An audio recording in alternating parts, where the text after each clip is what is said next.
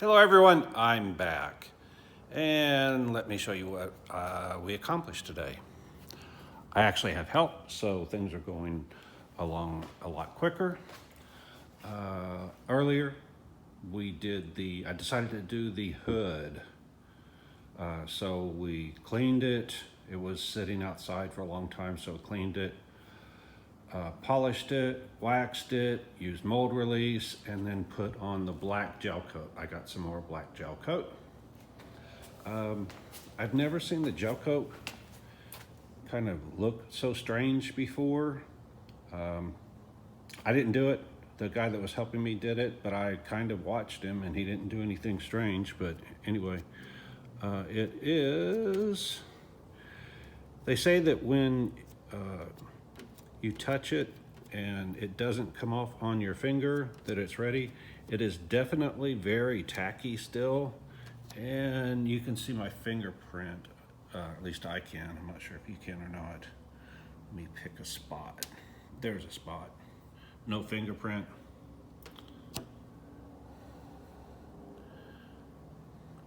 Fingerprint. I'm going to let it set overnight. He just finished this one piece. This is the split window for a C6 to C2 conversion. Did the same thing, cleaned the mold, polished it, waxed it, put on the black gel coat, and need to let it set. Obviously, if that one's not done, then this one isn't done as well, because that one was done several hours earlier. I was hoping he was going to work tomorrow. He can't work tomorrow, so tomorrow my plan is to put fiberglass on both of these. The good thing is both of these are relatively simple and relatively flat, so I should have both of these body panels done tomorrow.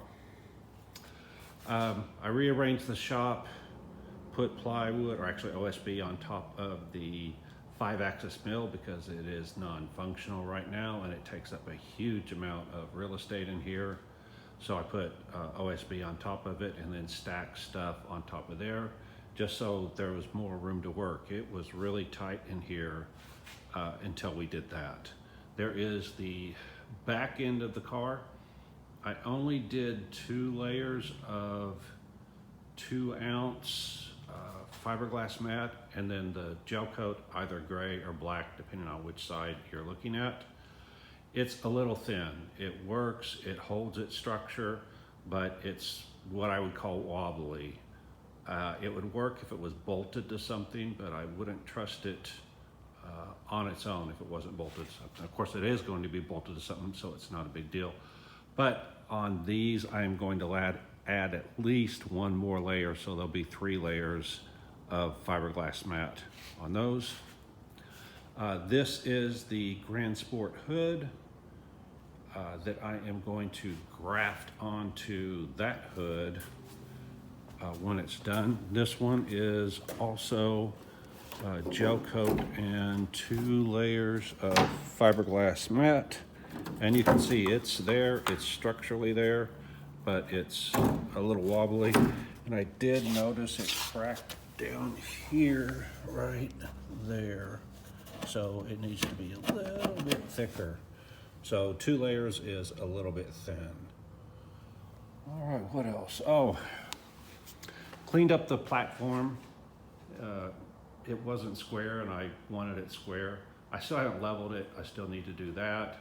Put a shelf up there to get stuff up and out of the way. The pieces to the mold to the rear end, I put on I made a shelf back there on the 5-axis mill, so that got that to give some floor space, because I needed the floor space to build another platform. That other platform is going to go up there above the 5-axis mill. It's got to be pretty tall. It takes 10 feet 2 inches from the ground to the highest point on the 5-axis mill when it's at its highest point. So it's going to be about 3 foot taller or higher up than that. Luckily, that one just fits a 6-foot shelf on top of there, so I'm going to line that with shelves. Let's see, The split window, I had done some testing to make sure that how these pieces fit, because I wasn't sure where the flange was and what I needed to keep and what I didn't need to keep on all of these parts, because this is the first time that I've made a car from these molds. And so previously I made a split window. It's very thin. Again, it is just fiberglass, no gel coat, and it is the bare minimum of what I could do. In fact, this one isn't even the bare minimum, because the window would need to be mounted here, and I didn't put enough fiberglass here for strength. Not a big deal because I don't plan on using this, but it did allow me to put it on the C6 and see what needed to stay and what didn't. And so from that, I determined that this edge needs to stay, but this part right here is just flange for the mold itself. So then, now that I'm making the real part, I know what I need to keep and what I don't. The other thing that I haven't determined yet is I need to clean up these edges. This came straight out of the mold, and you can see the edges haven't been cleaned up, so I need to clean them up. I will do that when I set it on top of that piece, once I make that piece. So that's going to be a bit of a process. I guess that's it, but if you've been paying attention, the place is starting to get cleaned back up again. These Delahaye molds are huge. I'm sorry, Delahaye fenders are huge.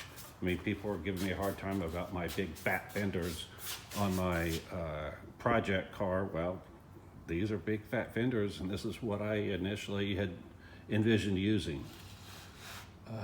Let's see, I still have the back of the truck, unfortunately.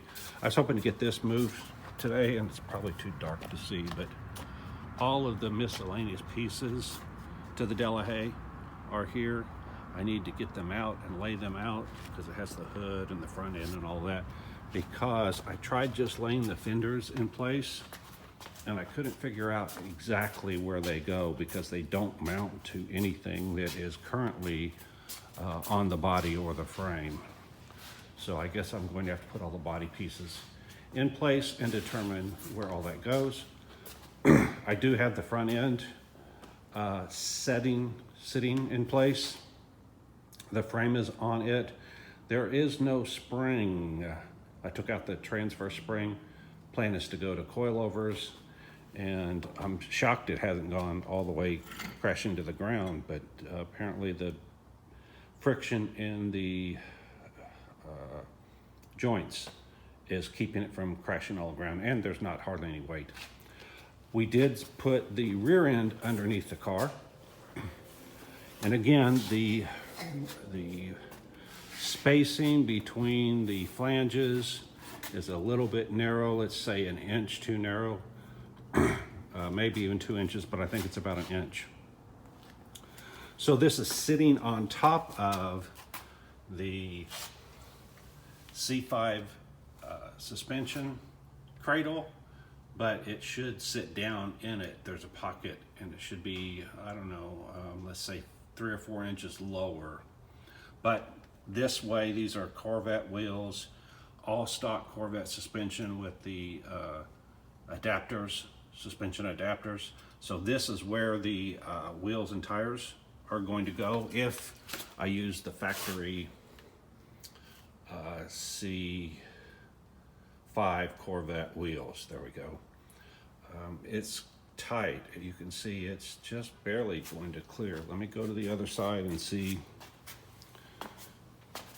what's over there, if I can get over there. Again, stuff is still a bit scattered, unfortunately. Oh, okay. It's not centered. If you look, there's, maybe you can't see on camera, but I can see.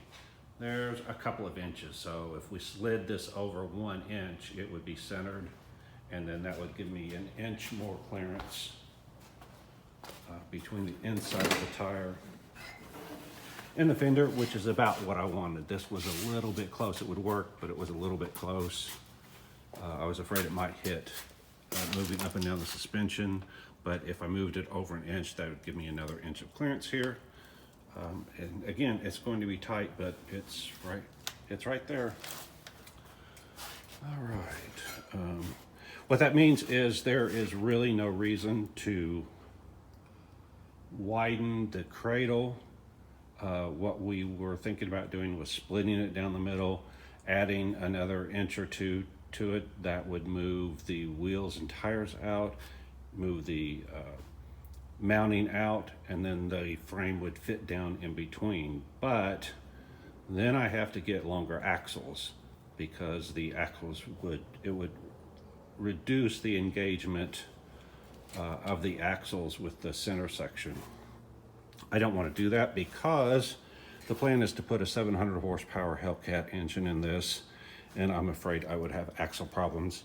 And if you price aftermarket axles for a C5 or a C6 Corvette, they're $2,500, and so I would rather just leave it alone and not spend the extra $2,500. Okay, the front, you can see there's a gap here, let's say about an inch or so. Come over to here, and there is a gap here that is almost nothing here in the front and a little bit more in the back. All right, that's pretty much the update for today. Tomorrow, I'll be finishing some body panels. So my hope was to get all of the body panels done within a week, and it looks like I am going to be able to do that. The front end is going to be a bit tedious work. I've done it before. There's one right there. Again, that was kind of a quickie to test fit. That one I could almost use, but the flange area right there is really thin. I could put it back in the mold and reinforce it from the backside. I might do that, but then I noticed there's also cracks in some of the corners. I'll have to look at it close and decide whether to reuse this one or pitch it and make another one. I'm on the fence on that. Doors, they're just basically flat panels, skins that go over the C5 doors, so that's not really a challenge. And I think that's it. I'll have to make Grand Sport fender flares and some other Grand Sport parts. There's still a lot to do, but again, I'm hoping to have it done by the end of next week. And maybe next weekend I will go pick up the C6 and bring it back and start fitting things. All right, that's it. Like, subscribe, hit the alert, hit the thanks if you want to donate. And if you don't like what I'm doing, you don't know jack. Bye.